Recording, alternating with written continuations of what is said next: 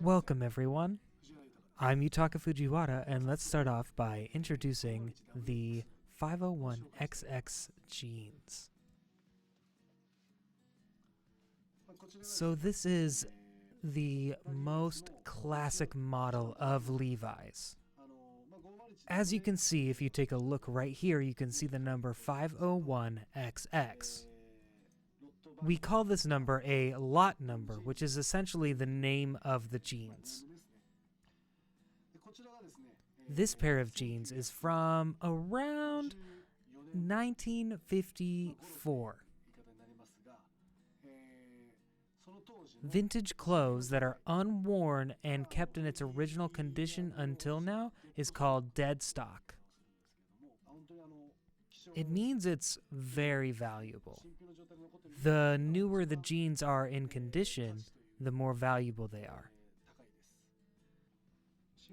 If it's kept as if it's new, the flasher right here will still be attached, as if it's fresh off the shelves. Here's what this flasher looks like. Underneath it, we can find the guarantee ticket. These papers will come with the jeans as long as the condition is like new. Now, back in those times, the patch was made out of leather. That's why we call it the leather patch. The 501. The straight jeans. And the straight part is the best part about the 501. I actually tell my customers that 501 is straight as heck. The front comes with a button fly.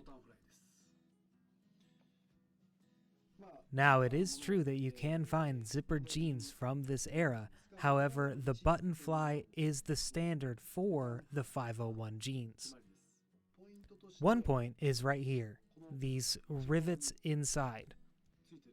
This is what we call the hidden rivet. Locating this rivet is one of the ways that helps us tell whether or not this is a 501WX. Another feature of Levi's is this very distinct pocket right here. You see these stitches in the back? We call these accurate stitching designs, and it's officially licensed by Levi's. Therefore, you can even tell that it's Levi's from the back when you look at these stitches. And over here we have one of the most characteristic points of Levi's, the red tab. You can see the word Levi's written on it. And back in those days, you could see the word Levi's written on the backside as well. Levi's, right there.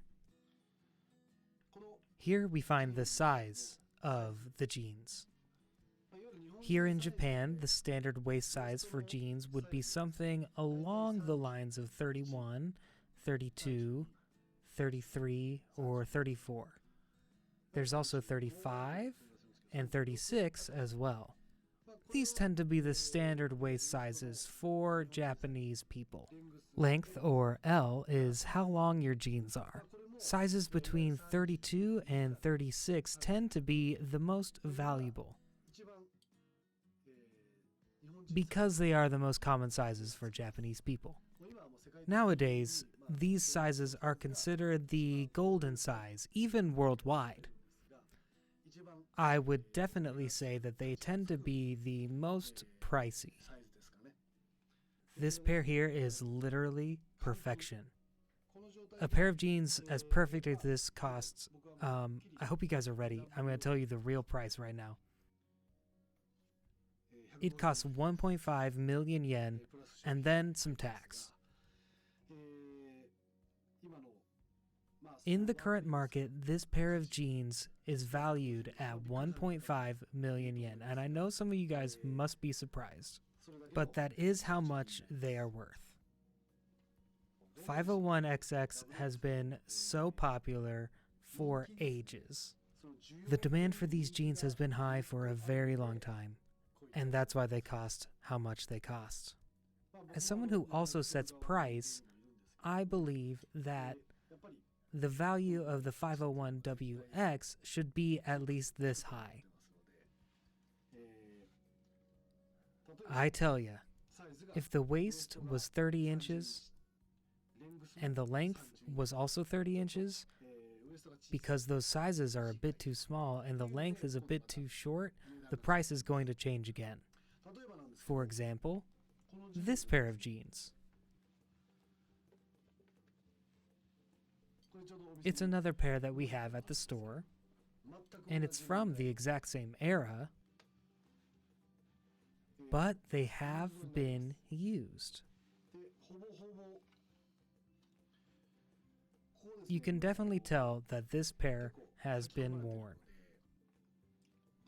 You can see this leather patch has a bit of color and taste. Overall, the color of the jeans themselves is also faded. Well, if I had to give a guess, I would guess that this pair of jeans were worn for around 10 years. But they were definitely taken good care of. The leather patch is still intact, and you can almost make out the sizes as well right here, 34 through 36. It's the same size as this pair that we looked at before.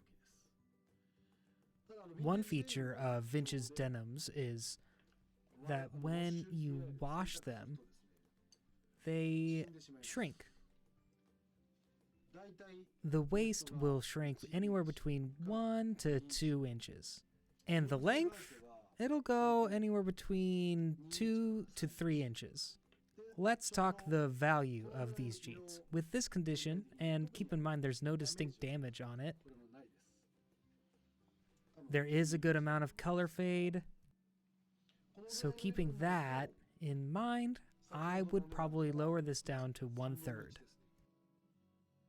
498,000 yen plus tax. I understand that this is still a surprising price, but the price depends on overall conditions, the color fades, and so on. The reason I can tell they are from around 1954 is because I see and touch denim every day. And I do a lot of research to tell which years they were made by checking the differences in the details. Here, you can see the leather patch, but soon they changed these into a paper patch. And we know that this change happened around 1958. Every time something changes, we find out which year that it happened. So, we can tell all the different types by year and model number. Now, Levi's have always been popular, especially the 501s, but I think that the popularity peaked in the decade of the 50s. As I continue to work with all of this vintage clothing, I tend to see and deal with a lot of these 50s models. It shows that at that time, Levi's was producing so many, and people were also buying so many of them. This era shows you just how much these jeans were loved by everyone.